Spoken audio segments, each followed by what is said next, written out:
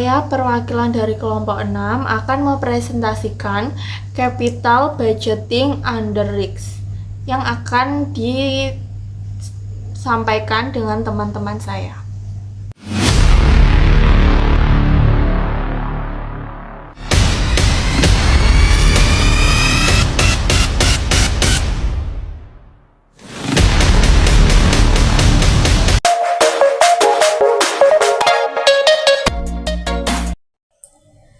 Baik, yang pertama ada konsep-konsep dasar tentang risiko dan ketidakpastian.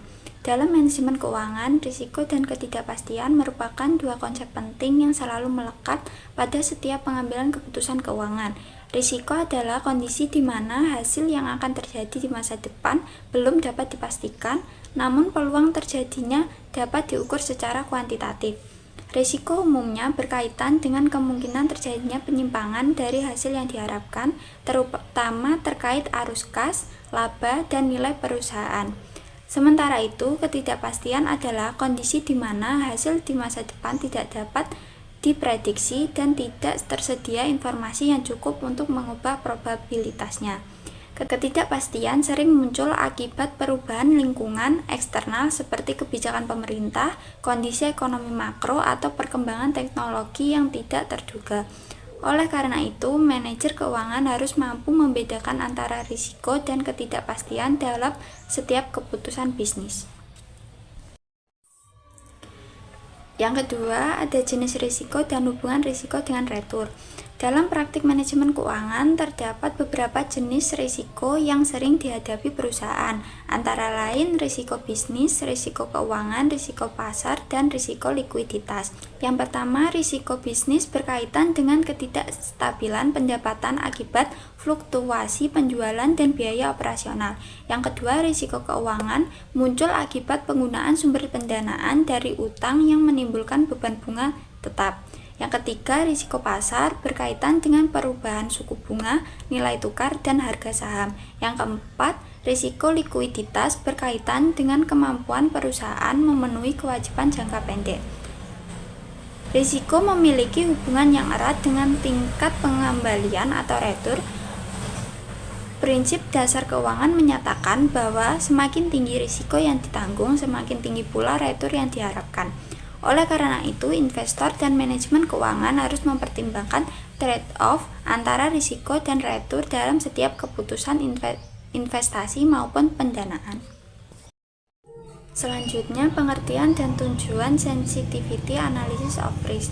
Sensitivity analysis merupakan salah satu alat analisis risiko dalam manajemen keuangan yang digunakan untuk mengetahui seberapa besar perubahan hasil keuangan akibat perubahan satu variabel tertentu, dengan asumsi variabel lainnya tetap konstan. Analisis ini sering digunakan dalam evaluasi proyek investasi, perencanaan keuangan, dan pengambilan keputusan manajerial. Tujuan utama sensitivity analysis adalah untuk mengidentifikasi variabel yang paling sensitif dan beresiko, seperti volume penjualan, harga jual, biaya produksi, dan biaya tetap, maupun tingkat diskonto. Dengan mengetahui variabel yang paling berpengaruh, manajemen dapat menyusun strategi yang lebih tepat dalam menghadapi kemungkinan perubahan kondisi ekonomi dan pasar. Selanjutnya, manfaat dan keterbatasan sensitivity analysis. Sensitivity analysis memberikan berbagai manfaat dalam manajemen keuangan, antara lain membantu manajemen memahami tingkat risiko suatu proyek, memperkirakan dampak perubahan kondisi terhadap laba atau nilai investasi, serta mendukung pengambilan keputusan yang lebih rasional. Analisis ini juga relatif mudah diterapkan dan dipahami, sehingga sering digunakan sebagai tahap awal dalam analisis investasi. Namun demikian, sensitivity analysis memiliki keterbatasan karena hanya menganalisis perubahan satu variabel pada satu waktu, sehingga tidak mencerminkan kondisi nyata di mana beberapa variabel dapat berubah secara bersamaan. Selain itu, analisis ini tidak menunjukkan probabilitas terjadinya perubahan tersebut, sehingga perlu dikombinasikan dengan metode analisis risiko lainnya untuk memperoleh hasil yang lebih komprehensif. Dalam capital budgeting under risk, return yang akan diterima perusahaan di masa depan bersifat tidak pasti karena dipengaruhi oleh kondisi ekonomi dan pasar. Oleh karena itu, penggunaan probabilitas menjadi penting untuk memperkirakan tingkat return yang diharapkan. Probabilitas digunakan untuk menunjukkan kemungkinan terjadinya setiap kondisi yang dapat mempengaruhi besarnya return seperti kondisi optimis, normal, dan pesimis. Dengan memberikan probabilitas pada masing-masing kondisi, perusahaan dapat memperhitungkan peluang dari hasil setiap yang mungkin terjadi.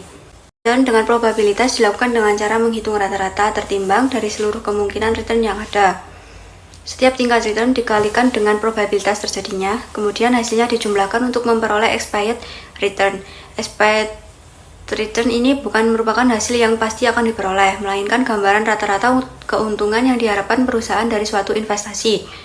Metode ini membantu manajemen dalam membandingkan beberapa alternatif proyek investasi dengan mempertimbangkan tingkat risiko yang melekat pada masing-masing. Distribusi probabilitas. Distribusi probabilitas adalah gambaran penyebaran kemungkinan return yang dari suatu investasi berdasarkan probabilitas yang telah ditentukan. Dalam distribusi probabilitas, setiap kemungkinan return memiliki peluang terjadinya masing-masing dan total probabilitas harus bernilai 1 atau 100%. Distribusi ini digunakan untuk menunjukkan bagaimana return suatu proyek dapat bervariasi dari kondisi terbaik hingga kondisi terburuk, sehingga memberikan gambaran yang lebih jelas mengenai tingkat ketidakpastian investasi. Melalui distribusi probabilitas, perusahaan dapat memahami seberapa besar resiko yang dihadapi dalam suatu proyek investasi. Semakin besar variasi atau menyebar return dalam distribusi probabilitas, maka semakin tinggi tingkat resikonya. Informasi ini sangat berguna bagi manajemen dalam pengambilan keputusan capital budgeting karena tidak hanya mempertimbangkan besarnya return yang diharapkan, tetapi juga tingkat resiko yang harus ditanggung selama periode investasi berlangsung. Pengertian penggunaan perhitungan statistik dalam pengukuran risiko. Penggunaan perhitungan statistik dalam pengukuran risiko manajemen keuangan adalah pemanfaatan metode statistik untuk mengukur dan menganalisis risiko keuangan guna mendukung pengambilan keputusan yang lebih akurat. Selanjutnya adalah tujuan penggunaan statistik dan pengukuran risiko dalam manajemen keuangan. Antara lain adalah yang pertama, mengidentifikasi risiko keuangan, mengukur tingkat ketidakpastian, mengurangi potensi kerugian, dan mendukung pengambilan keputusan keuangan. Ini adalah jenis-jenis perhitungan statistik yang digunakan dalam manajemen keuangan. Yang pertama adalah rata-rata atau mean. Fungsinya adalah mengetahui nilai pendapatan atau keuntungan rata-rata. Yang kedua ada varian yang berguna untuk mengukur tingkat penyebaran data keuangan. Dan yang ketiga adalah standar deviasi. Gunanya adalah menilai tingkat risiko, semakin besar semakin tinggi risiko. Dan yang terakhir adalah probabilitas yang berguna untuk memperkirakan kemungkinan terjadinya risiko.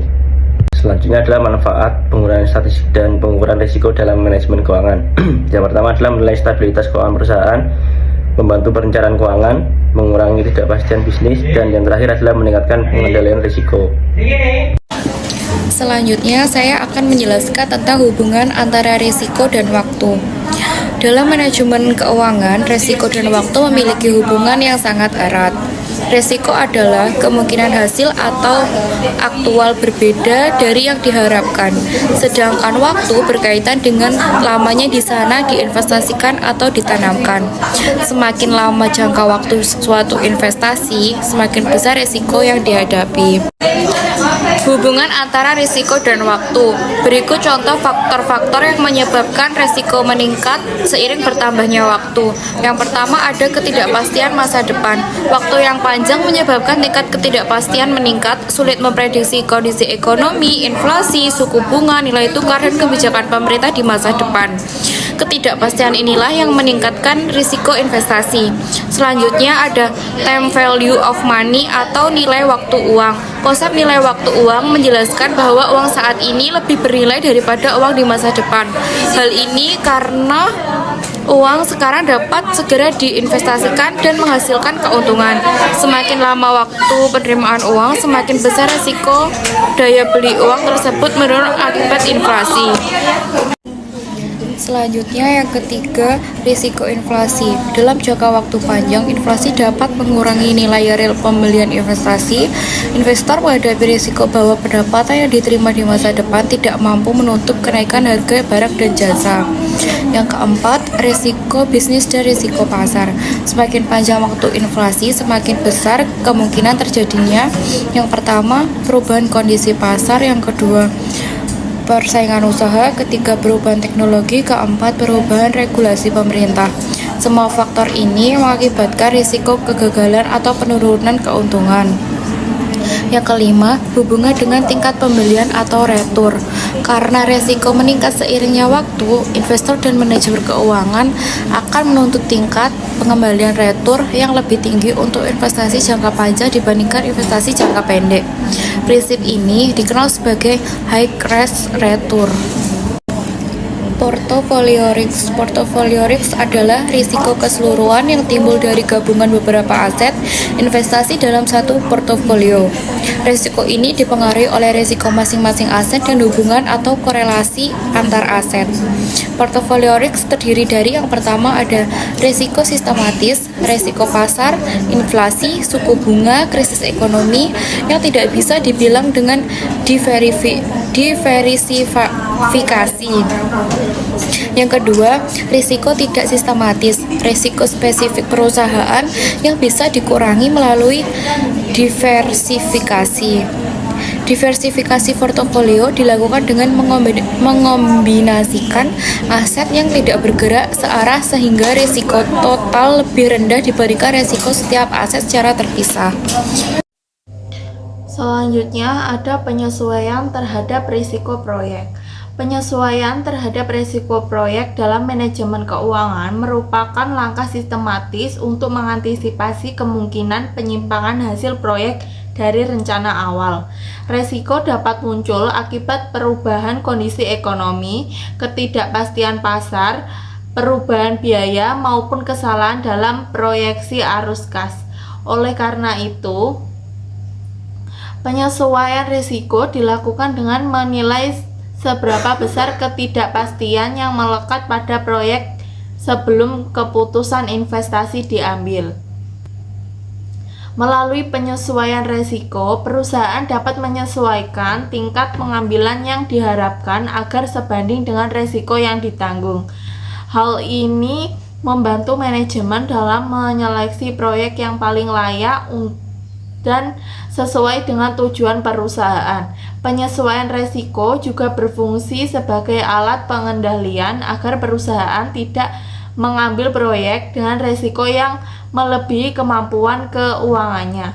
Dengan demikian, keputusan investasi lebih rasional dan berorientasi pada keberlanjutan jangka panjang.